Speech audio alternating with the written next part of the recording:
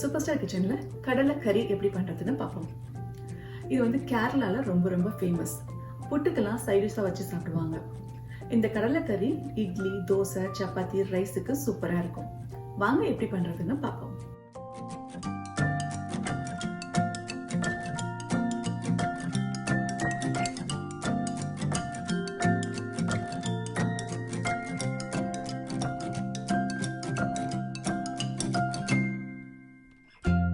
கடலை கறி பண்றதுக்கு முதல்ல 250 கிராம் ப்ரௌன் கொண்டக்கல்லைய நைட்டு ஃபுல்லா ஊற வச்சு எடுத்துக்கணும். இல்லாட்டினா ஒரு 8 மணி நேரம் தண்ணியை ஊற்றி ஊற வச்சு எடுத்துக்கணும்.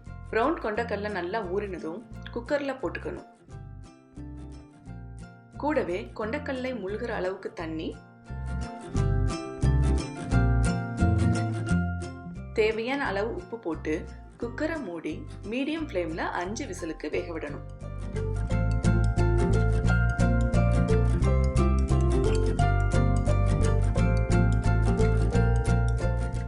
இப்போ கொண்டக்கல்ல நல்லா வெந்திருக்கு. அதை தனியா எடுத்து வச்சுக்கணும்.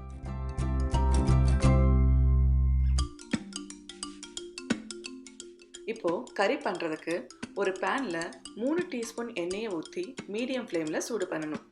எண்ணெய் சூடானதும் ஒரு துண்டு பட்டை, 3 கிராம்பு, 2 ஏலக்காய் சேர்த்து பொரிய விடணும். கூடவே 6 பல் பூண்டு, 3/4 கப் தேங்காய் துருவல், கொஞ்சம் கருவேப்பிலையை போட்டு பொன்னிறமா வறுக்கணும்.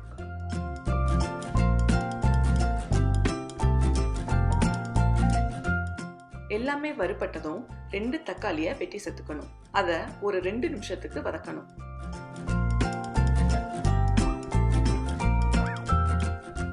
கூடவே 1 டீஸ்பூன் குழம்பு மிளகாய் தூளையும் சேர்த்து லைட்டா வதக்கிக்கணும்.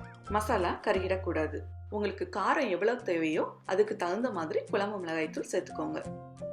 இப்போ இதை எல்லாத்தையும் நல்லா ஆற விட்டு ஒரு மிக்சர் ஜார்ல போட்டு நைஸா அரைச்சு எடுத்துக்கணும்.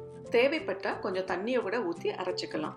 இது கூடவே கொஞ்சம் வேக வச்ச கொண்டக்கல்லையும் சேர்த்து கூட அரைச்சிக்கலாம். நமக்கு நல்ல கிரேவி கிடைக்கும். நான் இங்க தனித்தனியா அரைச்சிருக்கேன். இப்போ ஒரு கடாயில 2 டேபிள் ஸ்பூன் எண்ணெயை ஊற்றி மீடியம் ஃப்ளேம்ல சூடு பண்ணணும். எண்ணெய் சூடானதும் 1 டீஸ்பூன் கடுகு, 1 டீஸ்பூன் சீரகம் போட்டு பொரிய விடணும்.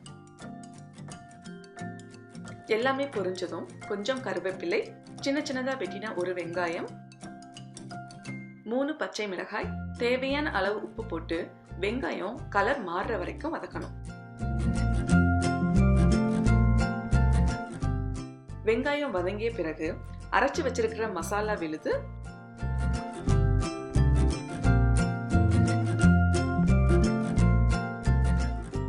ஒரு கை அளவு அவிச்ச கொண்டக்கல்லைய ஒரு மிக்சர் ஜார்ல போட்டு அரைச்சு எடுத்திருக்கேன்.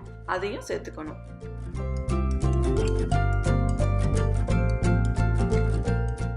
கூடவே 1/2 டீஸ்பூன் மஞ்சள் தூளையும் சேர்த்து நல்லா மிக்ஸ் பண்ணி பச்சை வாசம் போற வரைக்கும் கொதிக்க விடணும்.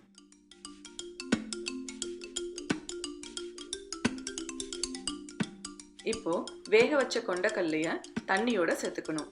உங்களுக்கு தண்ணி எவ்வளோ தேவையோ அவ்வளோ தண்ணி சேர்த்துக்கோங்க.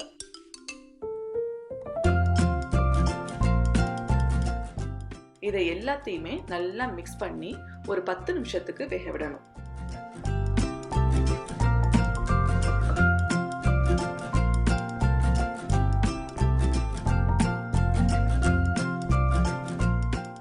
இப்போ எல்லாமே நல்லா வெந்துருச்சு. கடைசியா கொஞ்சம் கொத்தமல்லி தலையை தூவி பரிமாறலாம். அருமையா இருக்கும்.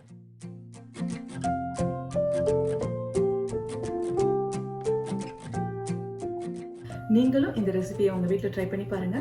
மறக்காம சூப்பர் ஸ்டார் கிச்சனை சப்ஸ்கிரைப் பண்ணிக்கோங்க. பக்கத்துல இருக்கிற பெல் பட்டனையும் பிரஸ் பண்ணிக்கோங்க.